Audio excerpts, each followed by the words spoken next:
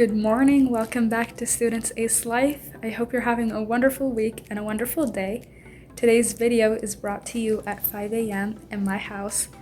It is about time management and how you can best manage your time as a student. I know that a lot of students plan to have very successful work days, but when it comes to actually implementing and doing what they planned, nobody does anything. And today we're going to talk about how you can actually best manage your time as a student. So if you're interested, please watch the video, like, and subscribe. Hey guys, it's the second day. I forgot to film yesterday because I wanted to take you guys throughout the day, but instead of filming what I was doing, I forgot and I was focused on the work. So we're gonna do that today. We're gonna film as I go through the day, and hopefully this time I don't forget. And if you like the video, please let me know down below. And if you like vlogs like this, content of this kind, please let me know.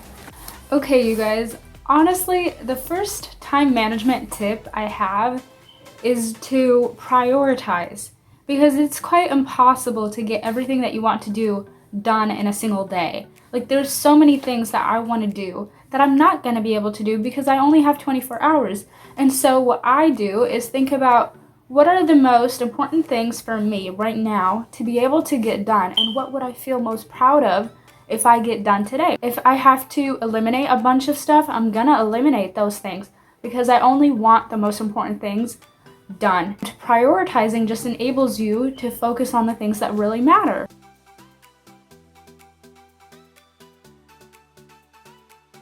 The second tip to best manage your time is to organize. The same way you want to prioritize the most important things, you also want to organize the things around you. Because living in chaos, living in disorder and a lack of organization is just very time consuming and it's very inefficient. And wasting a bunch of time looking for things, trying to find things, just not being able to locate things that you're looking for, that's very time consuming.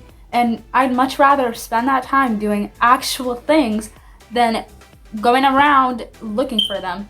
So organize these things around you. Organize your environment, organize your thoughts, organize the actual items that you possess.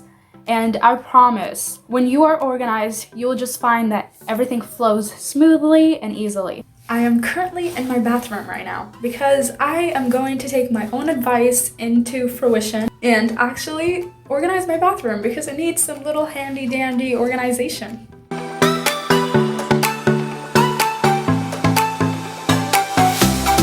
Tip number 4 is to time batch. Time batching is similar to time blocking, but instead of just time blocking one task or one activity, you're time blocking multiple tasks that are of the same nature.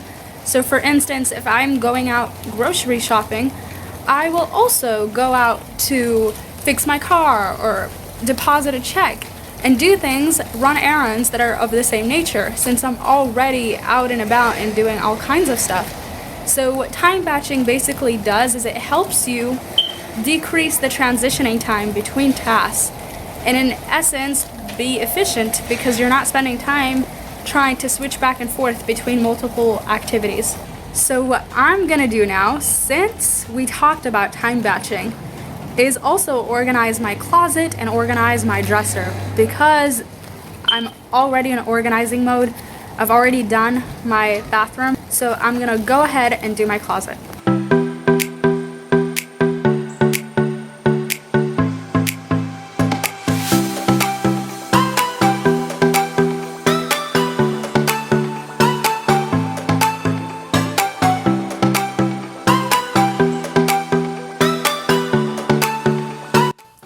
The third tip is to time block.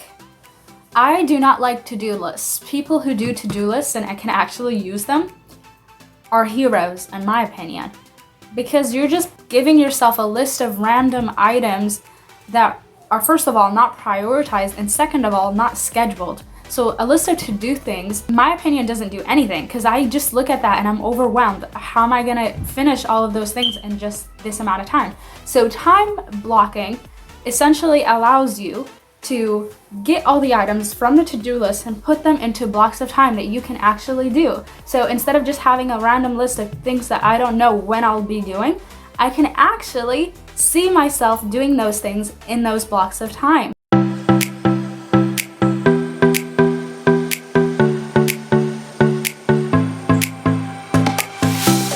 I finished cleaning my room, finished cleaning my closet right now, and I'm starving, so I'm about to have some lunch.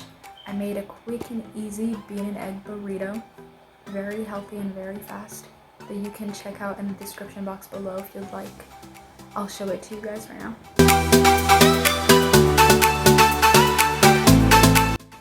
So I just finished doing a little bit of my chores. I put away some dishes from the dishwasher and then made a salad for dinner. And we're gonna move on to tip number 5. And tip number 5 is to stop trying to multitask, because you're not really multitasking. What people think is happening is actually not what's happening in the brain. People think that they can actually focus on 2 different things at the same time and do both things simultaneously. But that's not necessarily the case. It's not true. Anybody who studied the brain knows that when you are doing 2 things at the same time, you're not actually doing them.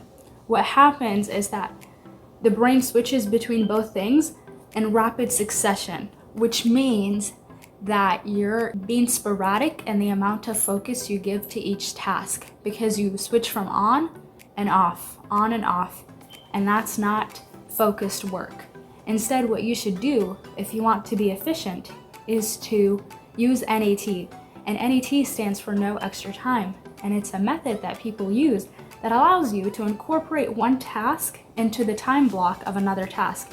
So what that basically means is that if you're doing something that requires you to use your cognitive part of the brain, you can do another task that is autopilot, or that requires you to use automation instead of cognitive thinking, which translates into you being able to do multiple things at the same time, but without the caveat that comes from multitasking. Tip number 7 is to set reminders.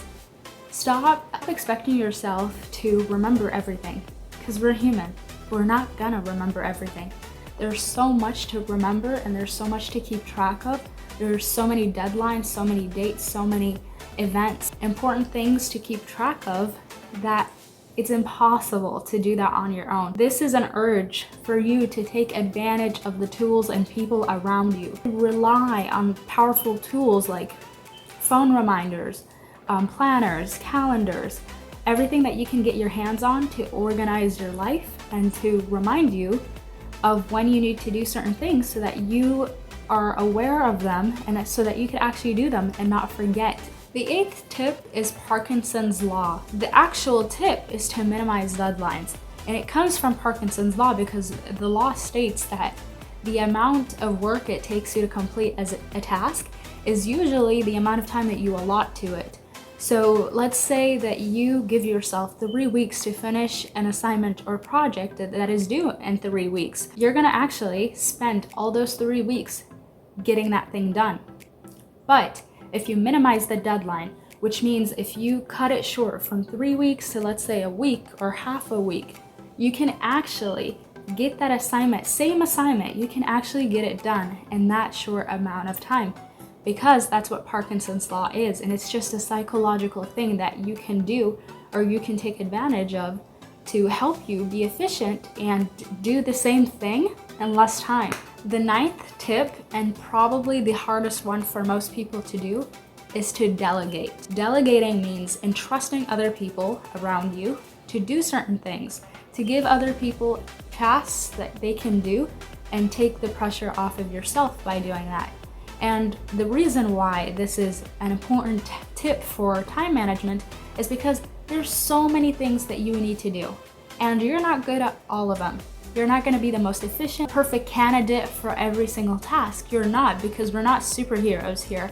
So recognize when you are less capable of doing something than another person. Recognize when another person is more qualified at a certain task than you are, and trust them to actually carry out that task.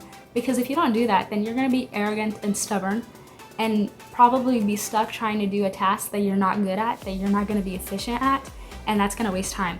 The 10th tip is to automate. This is probably the easiest tip out of all of them, but also the trickiest and the most technical, because automation requires the use of technical skills and also a reliance on technology, because you can't automate a lot of things in real life. So if you are using programs like Google Classroom, social media platforms, anything of that nature, you can most likely automate the activities that you carry out on those platforms.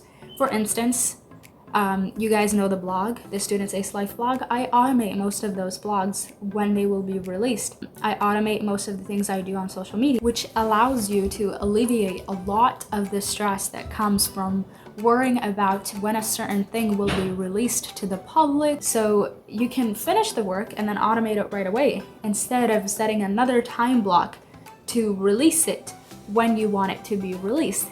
Bonus tip, this is a bonus tip that is not part of the other ones. It's out of the list. And it is to learn when to say no. People just agree to doing all kinds of stuff that they don't care about just because they're afraid of what others think of them. They want to be admired, they want to fit in, they want to have some kind of like social admirability. But if you do that, you're gonna burn yourself out and you're gonna waste time doing things that are not important to you. So learn to say no.